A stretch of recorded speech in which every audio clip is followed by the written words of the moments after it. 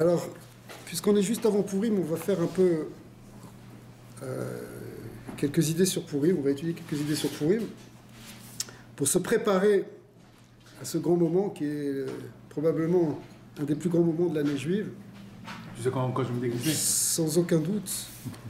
Alors, ici, c'est dans la halakha de l'écouter à la Chot, on va faire un passage, on va tout faire, c'est basé sur une Torah qui explique, Torah 33, qui explique que la présence divine, elle est partout dans l'univers.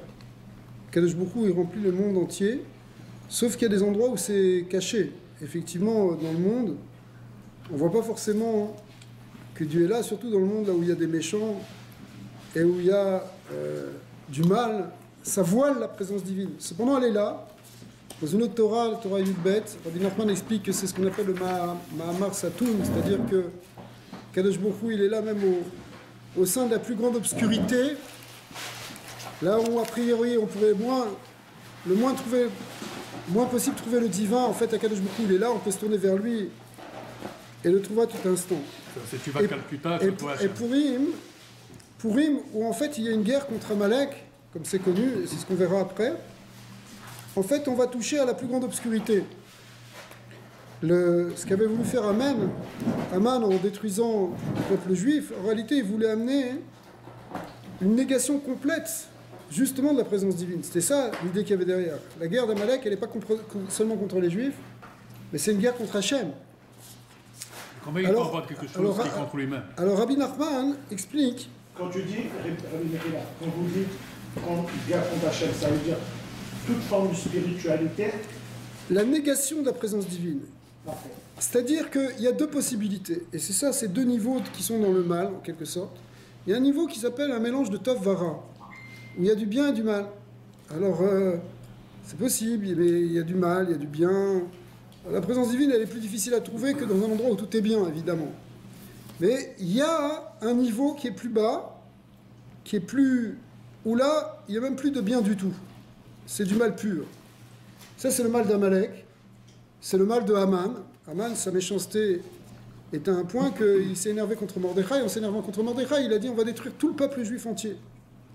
C'est pas il est bien d'un côté, il a un côté positif. Il n'y a plus de côté positif là. Là, c'est du coulorat. D'accord? Quelque chose de totalement négatif. Mais on dit tout et là, bien. ça veut dire que c'est une négation totalement de l'existence, de la vie, du créateur derrière tout ça. Parce qu'on sait que l'homme est créé à l'image de Dieu, et si on fait disparaître un homme, ça fait disparaître l'image d'Hachem. Et derrière l'idée de détruire, d'anéantir le peuple juif, ce qu'on a trouvé chez Haman et ce qu'on a trouvé après, plus tard, chez les nazis, chez Hitler, c'est exactement la même chose. C'est l'idée, en fait, de faire disparaître la présence d'Hachem dans ce monde. Comme ça, s'il n'y a plus de juifs, il n'y a plus de présence d'Hachem. C'est le peuple juif qui amène la présence de Dieu. Et c'était ça la volonté même déclarée, aussi bien à l'époque d'Haman qu'à l'époque de Hitler, il marchait moins. D'accord.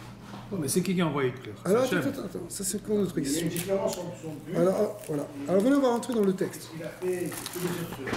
Veze Bechinat, on est dans la page, donc, voilà, ici, de ce paragraphe-là. Veze Bechinat Tokef Anes Shel Purim, qui Aman Aracha. Donc, la puissance du Nes de Purim, pourquoi? Parce que Aman Aracha Chachav Shelo Yochlu Israël Inatzel Miyado Chazve Shalom. Lui, il pensait, Aman, que le peuple juif ne pourrait jamais se séparer, s'en sortir.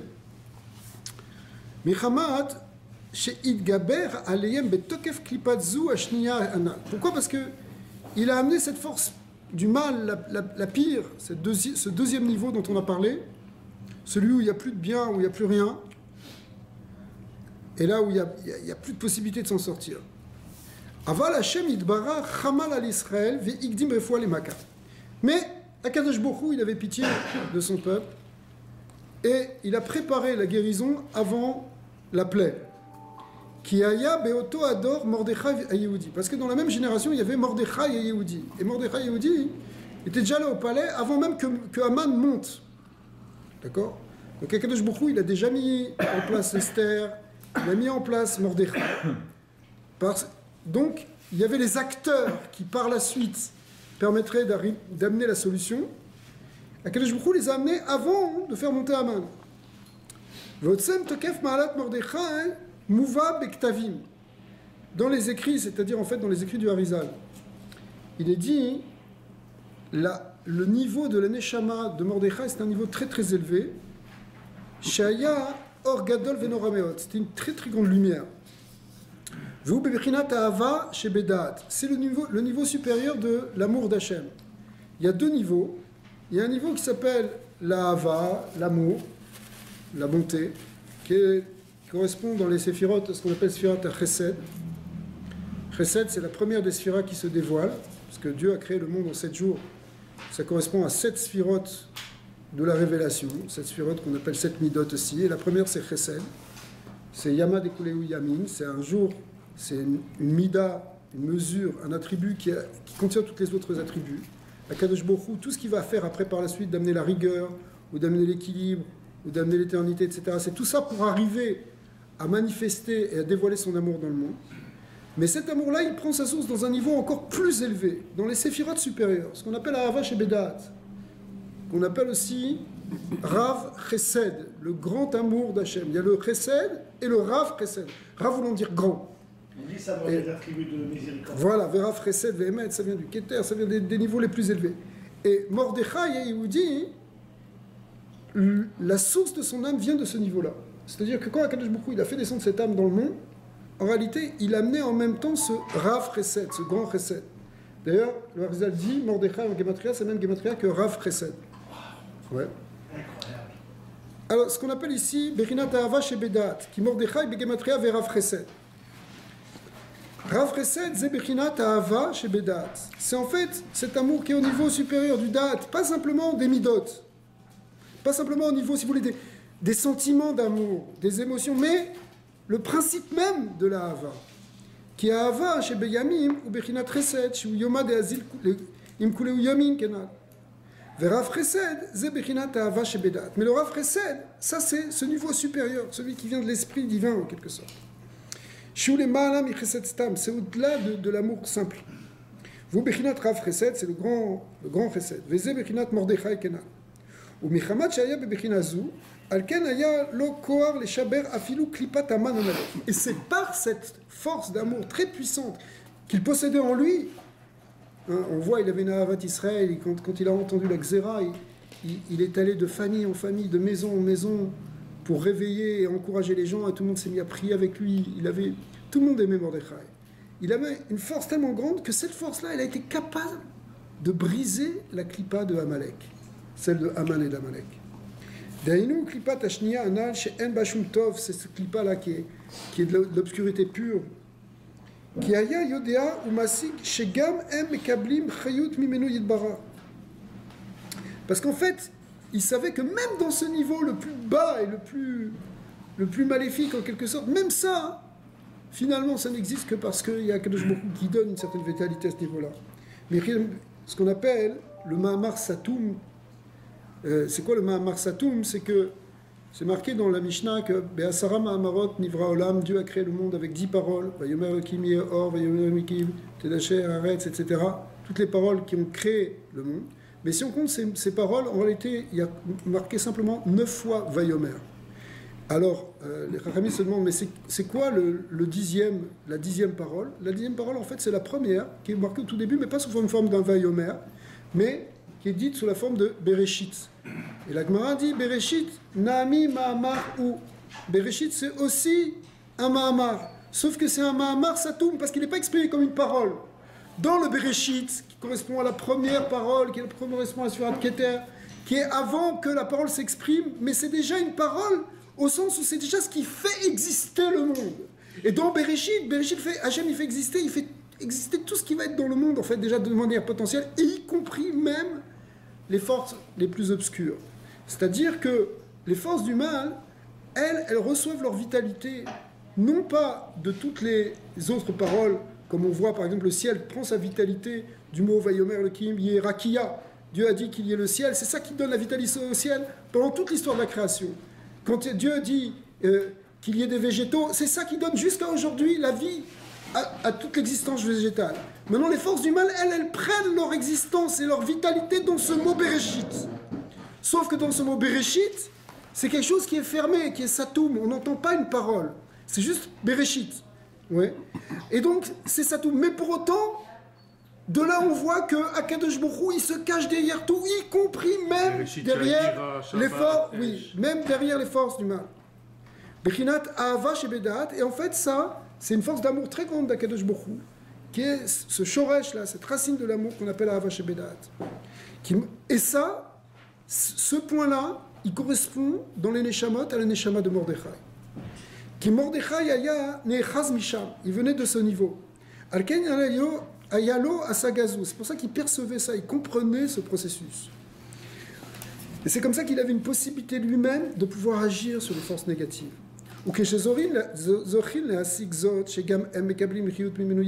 Lorsqu'on arrive à comprendre que ces forces-là, elles prennent aussi d'Akadosh Baruch Hu, mais Bechinat Ma'amar Satu, de ce mot Bereshit, de cette parole fermée. Lorsqu'on le voit, lorsqu'on perçoit, lorsqu'on comprend ça, on peut arriver à casser cette clipa. D'accord?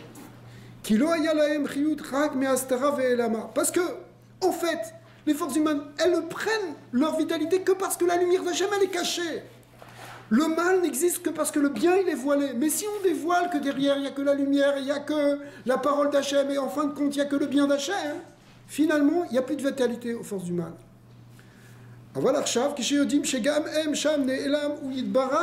Si on sait que Akadosh Baruch Hu il est aussi là, Azem Noflim Venit Batlin. Au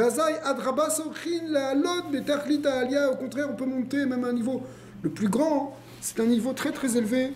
Au contraire, ce qu'on peut atteindre à ce moment-là. C'est une forme de teshuva très grande. C'est-à-dire c'est quand quelqu'un, au contraire, il ne sait même plus comment faire. Mais là, dans cette obscurité où il est, lorsqu'il ne sait plus, est-ce qu'il ne voit plus Hachem et qu'il crie Hachem, c'est la fameuse Torah de Hayé, et qu'il dit à Kadosh Baruch Hu, je sais que tu es là, bien finalement les forces du Yetzirah disparaissent.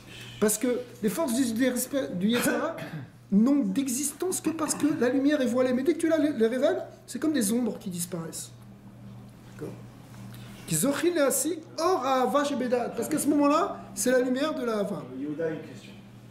Donc, est-ce qu'on peut conclure que le mal, c'est aussi une manière de Hacham de nous communiquer, d'avoir notre attention? Bien sûr. C'est-à-dire que quand il y a eu la xéra de Haman et de Achashverosh de détruire le peuple juif, en réalité, c'est ce qui a suscité une très grande teshuva. Une teshuva avec Messirut Nefesh, les gens ont même donné leur vie, ils étaient prêts à donner leur vie pour faire la Torah. Et ça a éveillé un amour très grand d'Akadosh Baruch Hu qui s'est révélé. Et c'était effectivement ça que venait réveiller Mordechai. Et ça a permis, après ça, cet amour-là, il a permis après ça de reconstruire le Beth Amikdash. On était juste avant la construction du deuxième Beth Amikdash. Mais pour qu'il soit construit, quelque part, il fallait qu'il y ait un désir du peuple juif. Et c'est quand on les a piqués, quand on les a menacés, qu'ils ont montré leur attachement avec le Créateur et qu'ils ont montré ce désir de retrouver la présence divine et qu'il y a eu la maison maintenant pour révéler cette présence divine. Donc on peut conclure que le mal, c'est un outil de communication. Oui, je vois que tu es dans la communication, mais c'est effectivement, enfin, il y a un sens aussi. Il y a un sens qui permet, où on doit faire avec ce qu'il y a dans le monde, y compris même la force d'obscurité et de mal, pour réagir, pour se rapprocher d'Akadosh Baruch Hu. Ça, c'est le vrai sens. Donc on pourrait définir le mal en une chose que nous n'aimons pas. Oui, personne n'aime ça. Si le mal vient du commencement et nourri par la volonté de Hacham, oui. Donc le mal n'existe pas. Le mal, on le conclut parce qu'on n'aime pas la situation. Voilà, mais le mal. Ça nous dit mal. Chazak. Mais bon, c'est un sujet qui est très profond. C'est un sujet qui est très profond parce que, d'un autre côté, on ne peut pas non plus. Tout ça, ça demande des cours. Mais en tout cas, pour l'instant, on va rester dans cette idée-là, mais c'est très intéressant ce que tu dis. Vezeu bechinat otsem malat purim. C'est ça finalement l'essentiel de Purim. Et pourquoi et finalement même la supériorité de Purim. Pourquoi? Parce que Veita shebeyom tov ve'afilu beshabbat lo nimsa tokef ha'era nifla kemo bepurim. À tel point que ça dépasse même Yom Tov et même de certains côtés Shabbat. Purim.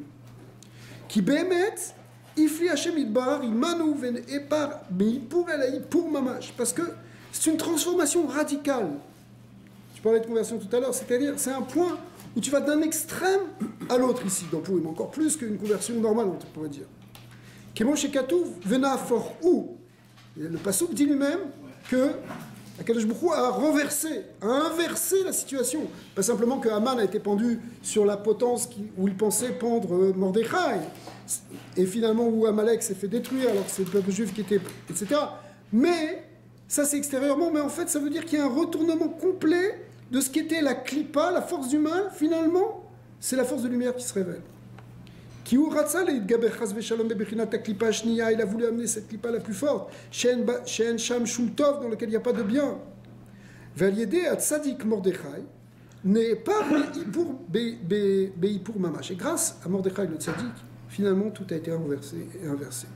Qui Zahu Sheitgale Or Ahava Shebedat, puisque finalement, ce qui s'est révélé, c'est un amour encore plus grand que tout ce qu'on peut connaître. C'est-à-dire, ce qu'on peut connaître pendant Shabbat et Yom Tov, où il y a une grande Ahavat Hashem qui se révèle, eh bien, ça c'est encore de l'ordre du Chesed normal. Mais ici, c'est le Rav Chesed, c'est le niveau plus élevé qui s'est révélé à Purim. Donc, on est parti de la situation la pire pour trouver quelque chose d'encore beaucoup plus grand que tout ce qu'on connaissait. Ça veut dire qu'on n'aurait pas connu ce niveau s'il n'y avait pas Haman. En quelque sorte, oui. C'est exactement ça. Chez Misha, parce que là, on a atteint finalement le premier Mamar, le niveau de Keter, le premier Bereshit. Donc il a quand même un mérite, Haman, malheureusement, alors, dans sa folie. Ça encore, je ne sais pas s'il faut dire qu'il a un mérite. Non, mais ça veut dire que c'est un catalyste pour quelque chose de très grand, un outil. Oui, c'est un outil. Est-ce qu'un outil a un mérite? Ça, je ne sais pas. Non, mais c'est vrai, c'est une bonne question. C'est un black and decker.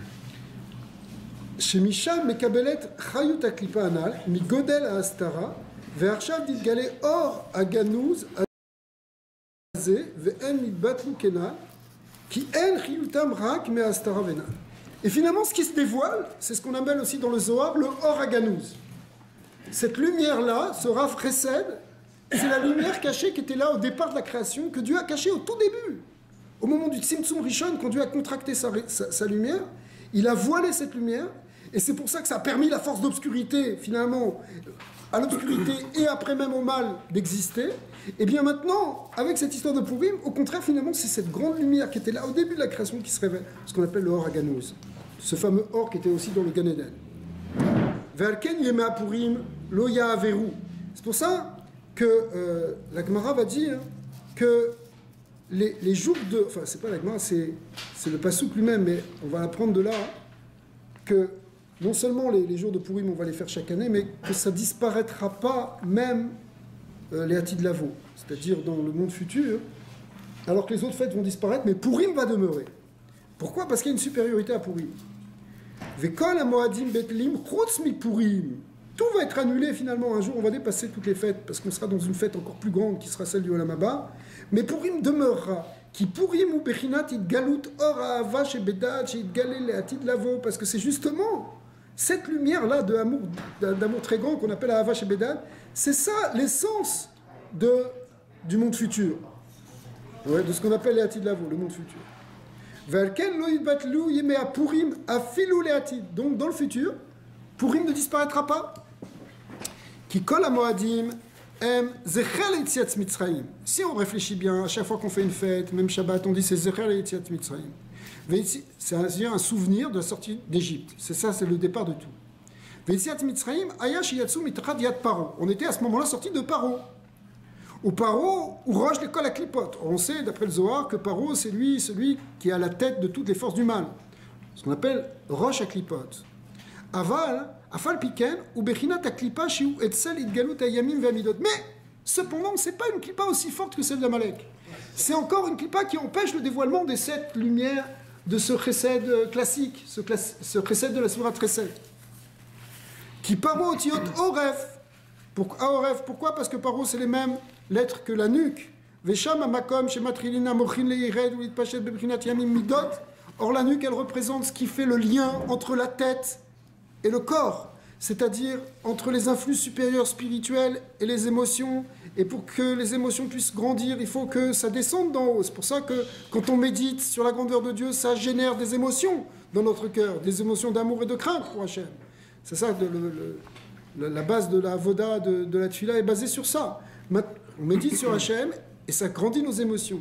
Maintenant, Paro, lui, il est le cou, celui qui bloque, qui peut éventuellement bloquer, parce qu'il n'y a pas d'orifice du côté du cou, il peut bloquer le contact entre la tête et le corps. Il ne voulait pas qu'il y ait d'émotion, il ne voulait pas que l'amour d'Hachem arrive dans ce monde, il ne voulait pas que nous-mêmes on soit pris de sentiments, c'est pour ça qu'il nous asservissait. C'est-à-dire qu'Amalek c'est le bandit. Attends, ça c'est Paro.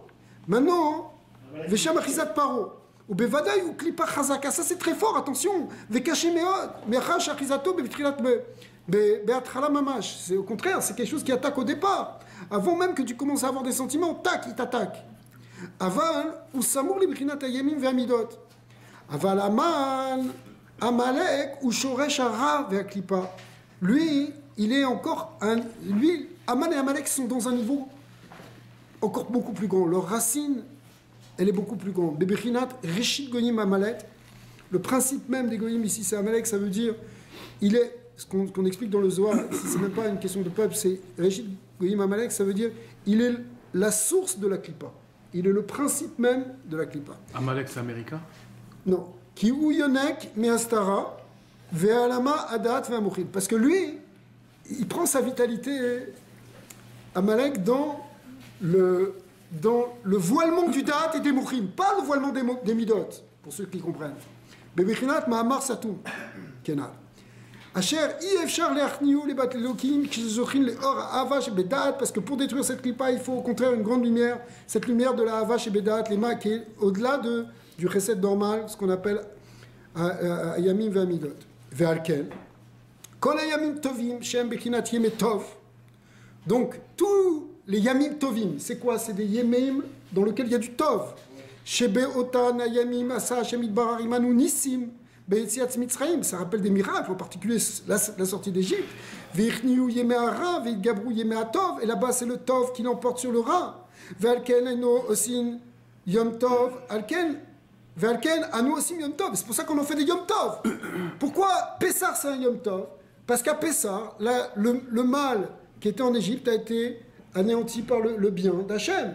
Donc il y a une dimension de Tov qu'il a emporté sur le Ra, et c'est ça qui fait que c'est un Yom Tov. Al-Ken Le'atid, she'az yitgaleh ha'ava shebedat, mais Le'atid Lavo, dans le futur, c'est un amour encore beaucoup plus grand, celui qu'on a appelé Ha'ava shebedat, she'ule ma'alam yamim, qui est au-delà même de ce qu'on appelle les yamim de ces midot. Al-Ken az yitbatelu et yamim tovim, donc il n'y aura plus de yamim tovim. Pourquoi? Parce qu'on ne sera plus dans ce Tovara qui a or chez Galé Le'atid ou les Ma'alam et Yamim Anal, parce que le Tov qui se révèle après, dans l'Atid Lavo, c'est un niveau beaucoup plus élevé. Aval Purim, chez Ubechinata Havash Bedat, qui a Zichnia Klipat Amana Amalek, mais Purim, où c'est ce niveau supérieur de la Hava, qui détruit Aman et Amalek, qui viennent de là, qui prennent leur source dans cette clipa la plus étrange, la plus forte, Bibichinat Astara, qui est le lien de la Astara, du voilement, Alken, lo yitbatelu yeme apurim, gam le'atid, ki az yisku gam ken le'aira, zu deinu or ha'ava shebedat, shiu gam ken ha'aira shel purim kanal. Voilà, donc nous aussi, on arrive maintenant à Purim, c'est un moment de se renforcer justement dans le chesed. C'est pour ça que toutes les mitzvot de Purim, elles sont basées sur l'idée de chesed. D'accord? La compassion. D'abord, oui, on va faire matanat le'evionim, on donne des dons aux pauvres. Il faut donner de la tzedaka, au moins à 2 pauvres, parce que c'est marqué l'evionim, mais plus on donne, et mieux c'est. Et aussi, on va faire aussi